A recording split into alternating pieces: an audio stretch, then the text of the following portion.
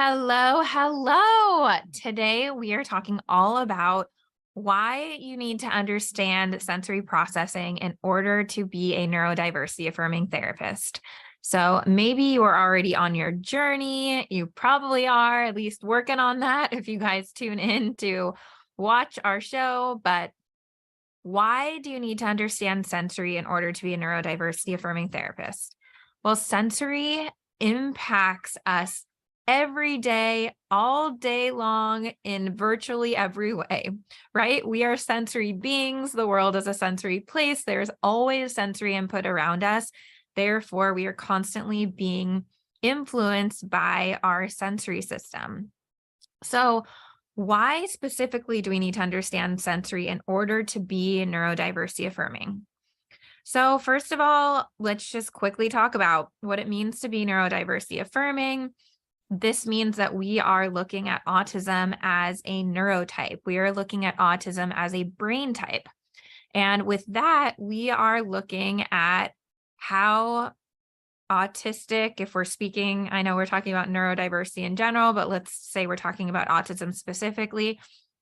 If we're talking about looking at autistic brains, we are not looking at how their brains function as being deficient. We are not looking at them as not functioning correctly, right? We are looking at their brains functioning differently. That's really the key words. It's moving from focusing on deficits to moving to focusing on differences. So we know that autistic brains can have differences in communication, differences in interaction, differences in emotional regulation, and a huge one is differences in their sensory processing. So this is really about embracing those differences and validating those differences, not trying to change them, not trying to make them go away, not trying to make them more neurotypical and less autistic. So that's really the foundation of this, is we need to realize that autistic brains function differently and sensory differences are a big piece of that. So if you were to take a non-neurodiversity affirming approach, your goal would be to fix it, right? Your goal would be to make it go away. Like, they're not going to have these differences anymore. They're going to be the same as everyone else. But the neurodiversity affirming approach of helping kids with sensory differences would be accommodating their differences and supporting them and trying to make them more comfortable. Our goal as neurodiversity affirming therapists providing sensory experiences and strategies and approaches is not to desensitize kids. And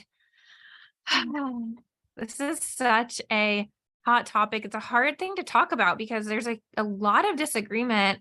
But if you take really any neurodiversity affirming sensory based therapist, that person will know that our goal is not to just increase someone's tolerance to a particular type of sensory input. It's not to decrease their sensitivity. It's to make them more comfortable.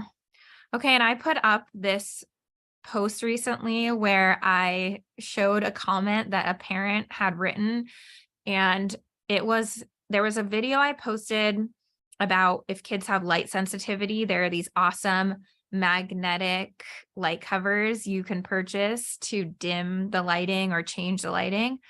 I always get so many questions for that, by the way. Literally go to Amazon, Google magnetic light covers, they will pop up.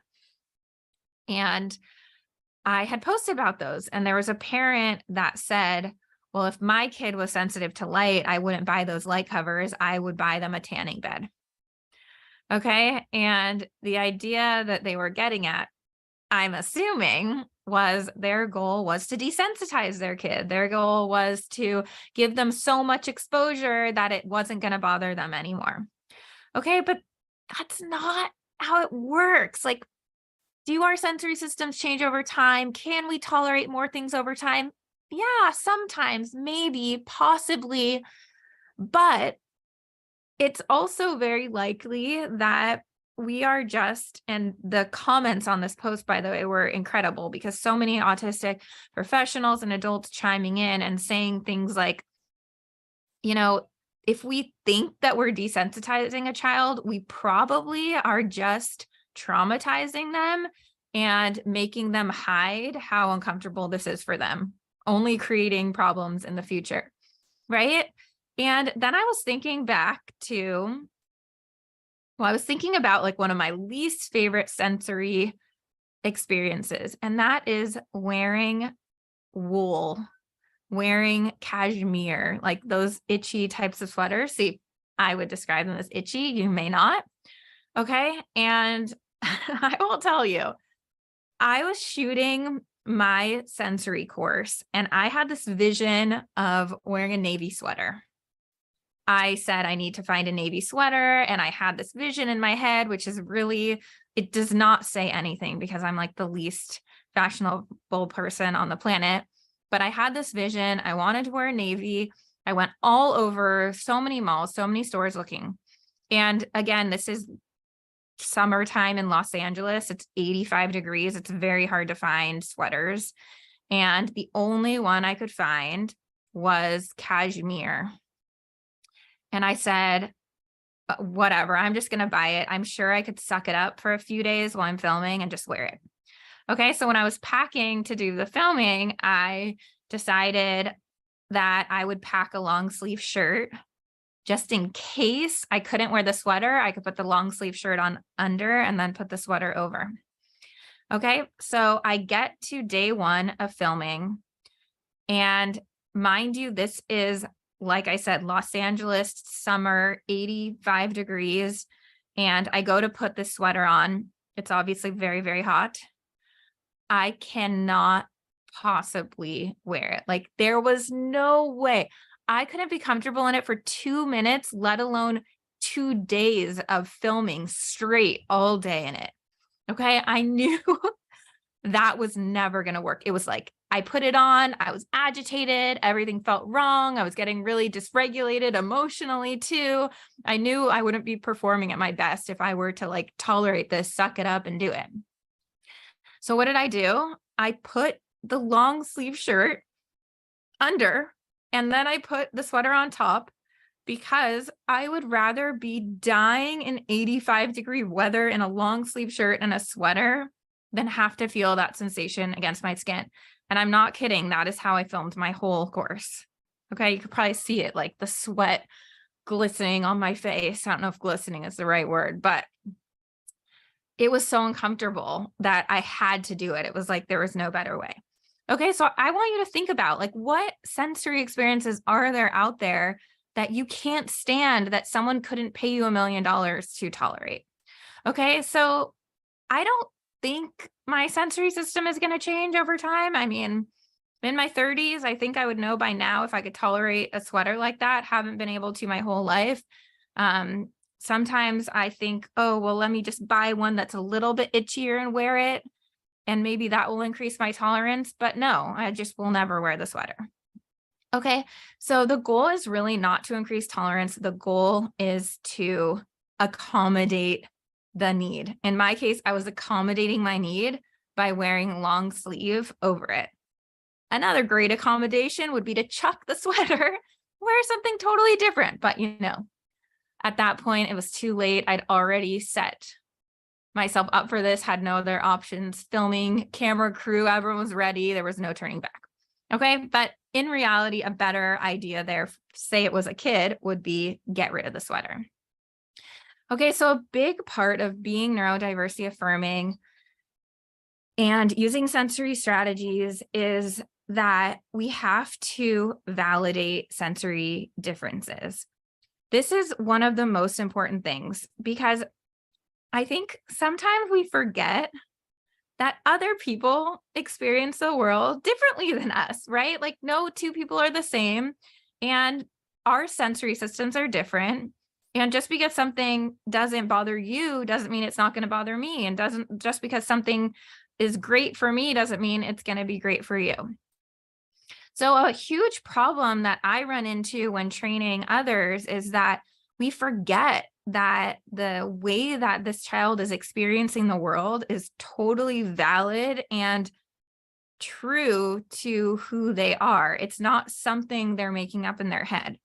Okay, so for example, if you have a child who's really sensitive to sounds and they get really dysregulated every time they hear the toilet flushing, it's not just that they're having a bigger reaction to what everyone's experiencing, which is something I think we think happens a lot. Like we think that they're just having a bigger reaction than is necessary and that they're experiencing it in the same way. But the truth is, if a child has sensitivity to sound in their sensory system, they are experiencing that sound at a much greater level of intensity, right? So their reaction is matching how they are experiencing it. Okay, and the opposite can be true too. If a child is under responsive to something, like let's say a child is under responsive to movement, and you think that a 30-second, move around the classroom break is good enough for everyone, that kid might not get anything out of that 30-second break. They might need a 10-minute movement break because they need more. It's not enough for their sensory system. So that's why it's so important for us to really validate these differences, really acknowledge these, because we are ultimately trying to teach kids to trust in themselves, trust that their experiences are real. I had a great conversation with our autistic friend and mentor in our parent program, Chloe Estelle, where she said, autistic people often feel like what we're experiencing is not real. And that's because we are so constantly invalidating children, whether we are doing that intentionally or not.